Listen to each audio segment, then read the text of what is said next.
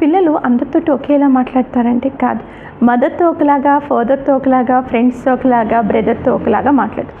ఎందుకు డిఫరెన్స్? అందరితోటి ఒకేలాగే మాట్లాడొచ్చు కదంటే, పిల్లలు ఎవరైతే వాళ్ళు చెప్పింది వింటారో, అర్థం చేసుకుంటారు అని చూస్తారు. సో ముందు వాళ్ళతో షేర్ చేసుకుని ప్రతిదీ చెప్పాలి అనుకుంటారు. అలాగా సో అందరితోటి ఒకలా ఉండదు. సో అది ఆ కంఫర్ట్ ఎందుకు ఆ డిఫరెన్స్ రావాలి అంటే అది కమ్యూనికేషన్. ఎందుకంటే ఎవరైనా సరే ఎవరితోనైనా మాట్లాడినప్పుడు ఎవరు నా మాట వింటారు, ఎవరు నేను చెప్పింది అర్థం చేసుకుంటారని చూసుకుని వాళ్ళతో మాట్లాడడానికి ఎక్కువ ఇష్టపడుతూ ఉంటారు. ఫర్ ఎగ్జాంపుల్ మనమే ఉన్నాం, బయటోళ్ళు కాదు. మనం అందరితోటి ఒకేలా మాట్లాడుతున్నామంటే కాదు, నచ్చిన వాళ్ళతో ఒకలాగా, నచ్చిన వాళ్ళతో ఒకలా మాట్లాడతాం. ఎందుకు ఆ డిఫరెన్స్ వచ్చింది అంటే ఎవరైతే మన అర్థం చేసుకుంటారా అని చూసుకుంటాం. మనం చెప్పింది వింటారు, మనం ఏదన్నా తప్పు చేసినా కూడా వాళ్ళు మన అర్థం చేసుకుంటారని చూసుకుని వాళ్ళతోటి ఒకలా మాట్లాడతాం. అవునా కదా? మీరే చూడండి, మీ ఇంట్లో అందరితోటి ఒకేలా మాట్లాడుతున్నారా లేదా అనేది.